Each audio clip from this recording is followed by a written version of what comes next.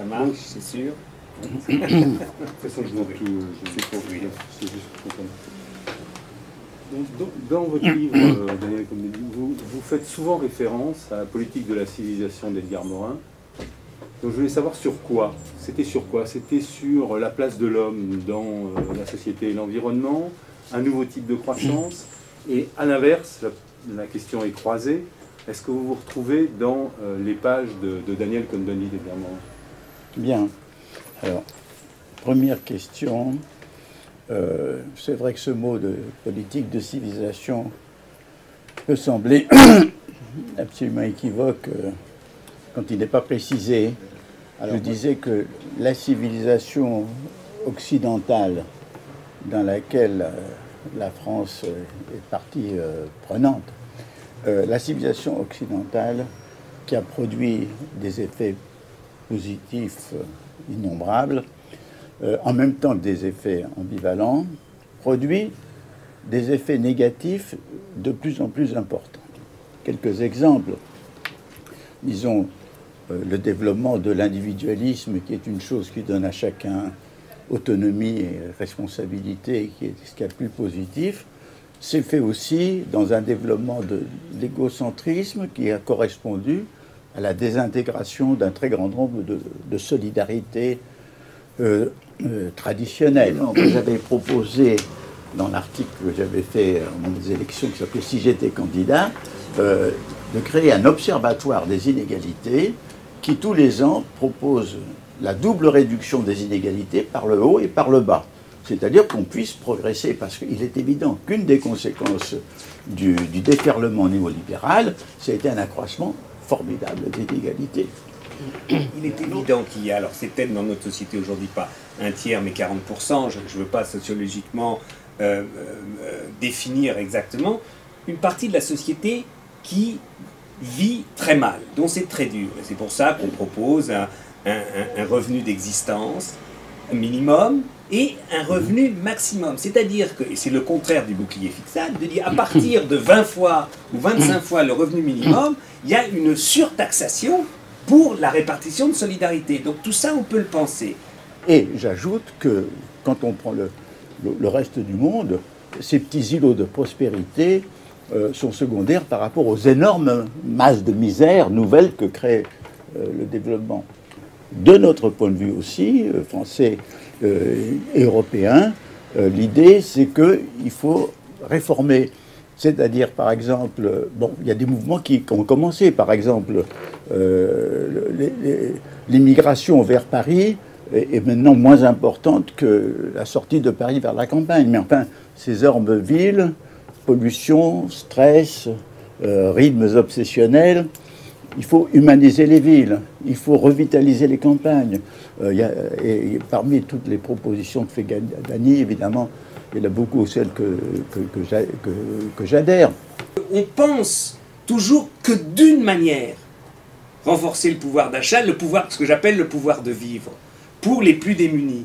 Mais qu'en même temps, c'est vrai qu'on a quand même, on doit, pour répondre à la crise aujourd'hui, on doit poser, quand on parle de projet de civilisation, la question de notre manière de vivre. Et que poser la question de manière de vivre, c'est pas un problème de riche, c'est un problème de survie.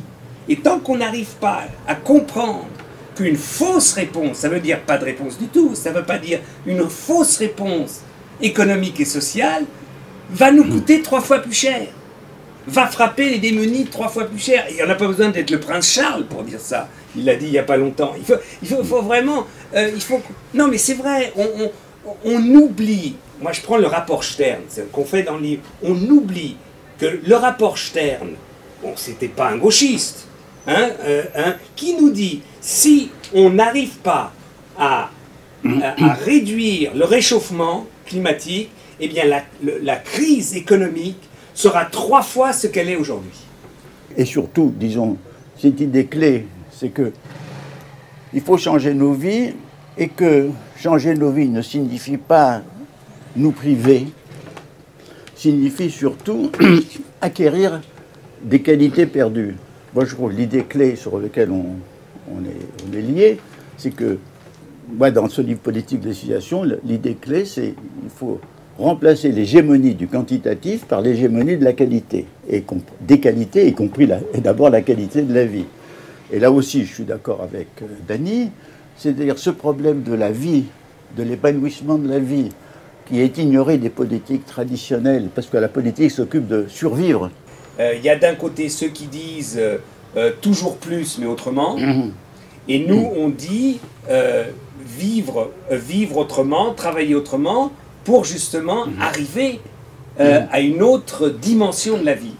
Tout ceci, effectivement, est asphyxié par cette mécanique de civilisation qui nous entraîne et qui nous donne beaucoup plus de l'addiction, si vous voulez, dans le sens où ce mot signifie...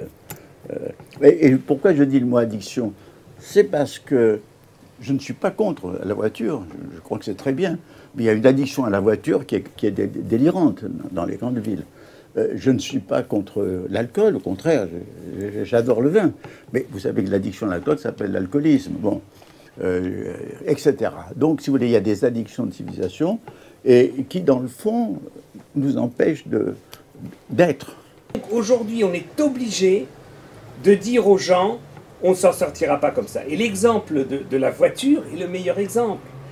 Si l'on dit que pour résoudre la crise, on va faire repartir l'industrie automobile comme avant, on ment. Les esprits sont absolument intoxiqués par l'idée que les problèmes n'ont de réponse que technique. Et c'est pour ça la première conscience du problème écologique, on se dit, bah voilà, il faut qu'on trouve des moyens techniques pour empêcher telle industrie de faire des déchets polluants. On cherche que des problèmes qui sont nécessaires, bien entendu, mais on ne se rend pas compte que les vraies solutions sont au-delà de la technique et dans la réforme de notre mode de vie. Et donc on dit qu'aujourd'hui, dans les mesures de nos sociétés, dans l'efficacité, dans ce qui fait avancer la société, c'est d'un côté la capacité de butiner, de polliniser, c'est-à-dire de créer du réseau et de faire développer la connaissance par la mise en réseau et en relation. L'argent est comme un substitut au mal-être ou à l'absence d'amour.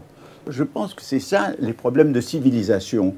Et c'est pour ça que j'ai eu un malentendu avec le président Sarkozy, parce qu'il a employé ce mot, mais pour lui ça signifiait l'identité, les valeurs, problèmes qui existent, mais qui ne sont pas ceux que j'ai voulu traiter. On arrive toujours à ce problème de la réforme de la pensée et de la connaissance. Tant qu'on est dans un système qui ne voit que des solutions que techniques, que d'experts, que économiques, on est myope au problème fondamental et au problème global.